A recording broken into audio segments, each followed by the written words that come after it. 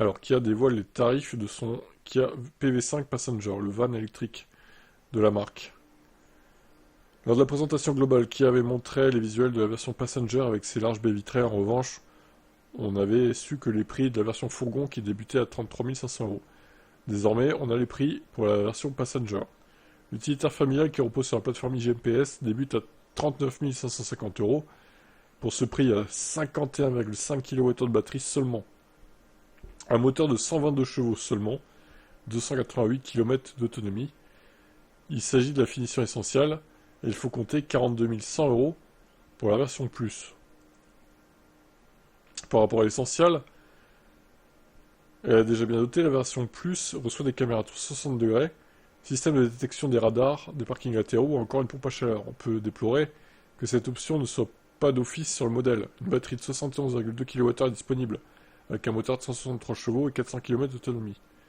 En finition essentielle, cette version coûte 43 550 euros. Il faut compter 46 100 euros pour la finition essentielle plus, pour la finition plus avec la grosse batterie. Alors, c'est pas très clair, hein, pour être honnête. Un tableau aurait été le bienvenu, mais là, bon, on sait pas. Il faut par ailleurs compter 800 euros pour la peinture métallisée et 1950 euros pour le pack exécutif. Celui-ci ajoute une série synthétique, des sièges avant ventilés, des portes coulissantes électriques avec un volet de coffre électrique et une clé digitale. Ok, bon. Alors, ça manque... pourquoi ils n'ont pas mis une batterie plus grosse, genre 84 kWh, la version 84 des Ioniq 5 restylés, la Ioniq 6, je crois aussi, ou Kia V6. C'est rentré là-dedans, 84 kWh, pourquoi ils le mettent pas? Franchement, puis 163 chevaux, hein, désolé, mais c'est minable. On fout dans un utilitaire, hein. Sachant s'il est blindé, quoi. S'il est chargé à bloc, ou même si là, il y a plein de gens dedans. Il faut quand même... ça rajoute du poids, donc il faut des chevaux, quoi. 220 chevaux aurait pas été de trop, hein. Ouais, bof. Pour ma part, je trouve que c'est trop cher, ça se vendra pas des masses. À voir. Qui ça peut intéresser. Renault baisse le prix de sa R5, en finition techno notamment. 3000 euros de moins. C'est pas mal, hein, la baisse. Bon, en même temps, ils partaient tellement haut, vous me direz qu'ils peuvent bien baisser aussi. Quelques mois après sa sortie, elle ne joue pas l'hypocrisie. Oui, son catalogue est épicé, mais il ne faut pas ensuite éluder la question des coûts de fonctionnement par rapport à un équivalent thermique. Carburant, entretien, la liste peut être longue. Dans sa montée en cadence industrielle, Renault a privilégié pour ses premières 5 e-tech la version à grande batterie de 52 kWh, dite autonomie confort, avec 412 km sur le papier d'autonomie. Aujourd'hui, la firme Losange propose de premières réductions d'office sur les exemplaires disponibles prochainement en concession. On découvre que la R5 e-tech Techno 150 chevaux de couleur blanc, option à 650 euros, voit son prix bonus écologique de 2000 euros déduit tomber de 32 140 à 29 123 euros. 3000 euros 17 de baisse quand même. À cela, le client pourra ajouter la nouvelle prime CEE d'un montant de 310 euros, soit un prix final de 28 813 euros. Si vous n'êtes pas impatient et avec un écart de prix au catalogue de 3500 euros, avec la version 120 chevaux à batterie de 40 kWh, on peut déjà pronostiquer des tarifs inférieurs à 25 000 euros très prochainement si on n'opte pas pour une teinte optionnelle.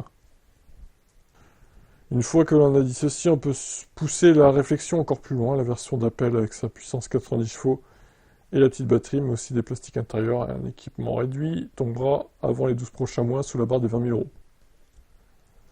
Oui, mais là, quand même, 90 chevaux, c'est vraiment pas beaucoup quand même, hein. Mais bon, après, ça peut suffire pour la ville, oui. Bon, bah, après, 20 000 euros, je suis pas sûr que ça baisse à ce point-là, même pour la petite batterie quand même, et la petite puissance. Ça serait bien, mais j'y crois pas trop. Bon, bah, c'est pas mal. Maintenant, à voir si ça va durer dans le temps. En Espagne, Seat se prépare à produire de petites électriques, la Cupra Raval et la Volkswagen ID.2. Les premières batteries en pré-série chez Seat sous l'impulsion du groupe Volkswagen. L'usine de Martorell joue un rôle central dans la stratégie d'électrification du constructeur allemand en Europe du Sud. Seat, filiale du groupe, y pilote actuellement le développement d'une nouvelle gamme de citadines électriques. Le site de Martorell a récemment franchi 2 étapes déterminantes. Parmi elles, le lancement de l'assemblage des systèmes de batteries en pré-série. Réalisé dans une nouvelle unité dédiée, cette phase permet de tester les chaînes de production avant le démarrage industriel. L'usine qui s'étend sur 64 000 m² sera bientôt capable de sortir jusqu'à 300 000 batteries par an. En parallèle, les premières pièces de carrosserie de la future Cupra-Raval ont été emboutis sur la nouvelle presse PXL, une machine à haute cadence conçue pour produire jusqu'à 4 millions de pièces par an. Cette technologie de pointe marque un tournant important dans l'optimisation des processus industriels du site catalan. À terme, elle permettra de rationaliser l'ensemble de la chaîne, de l'emboutissage à l'assemblage final en passant par la peinture. Cette montée en puissance industrielle s'inscrit dans le cadre du projet Future Fast Forward, l'un des plus importants investissements industriels de l'histoire de l'Espagne. Mené par SEAT en partenariat avec d'autres acteurs industriels, ce projet vise à faire de l'Espagne un hub stratégique pour la mobilité électrique en Europe, en combinant innovation, automatisation et réduction de l'empreinte carbone. À Martorell, la production de série de 2 modèles Cupra Raval ID2 doit y débuter en 2026. Voilà, c'est 2 voitures très attendues, surtout l'ID2. Elle est même limite plus attendue que l'ID1 qui va être vraiment limitée, pas assez polyvalente, je dirais. Trop limitée à la ville. L'ID2, je pense qu'elle peut être plus polyvalente. Donc attention, modèles cruciaux pour le groupe Volkswagen à venir. Et on a VinFast qui nous dévoile une voiture électrique à moins de 10 000 euros. Alors, elle arrivera peut-être pas à 10 000 euros en France, hein, faut peut-être pas rêver. D'ailleurs, est-ce qu'elle va arriver en France tout court? C'est pas dit. Elle aurait presque 200 km d'autonomie, mais selon quel cycle d'homologation? Ça, si c'est le cycle chinois ou vietnamien, bon. Alors, environ 3 mètres de long, 4 places pour un prix serré. Pour la nouvelle VinFast, on attend moins de 10 000 euros, voire encore plus bas grâce aux offres de location de batterie. 26 chevaux seulement. Vitesse limitée à 85 km/h. L'autonomie est annoncée à 180 km. Il y aura une charge en courant alternatif de 3,3 kW maximum.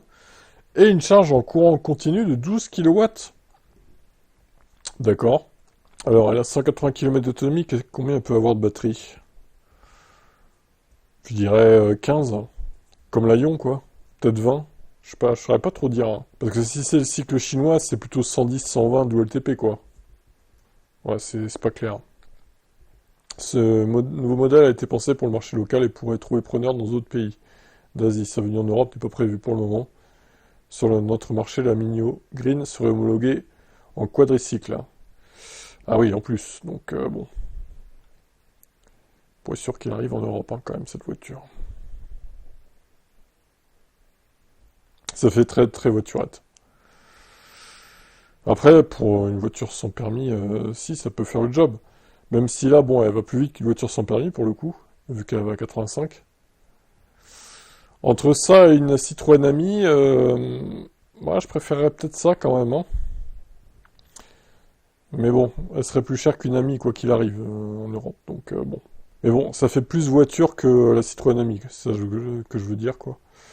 Voilà pour ça, à voir si elle arrivera un jour dans notre continent, mais je ne crois pas.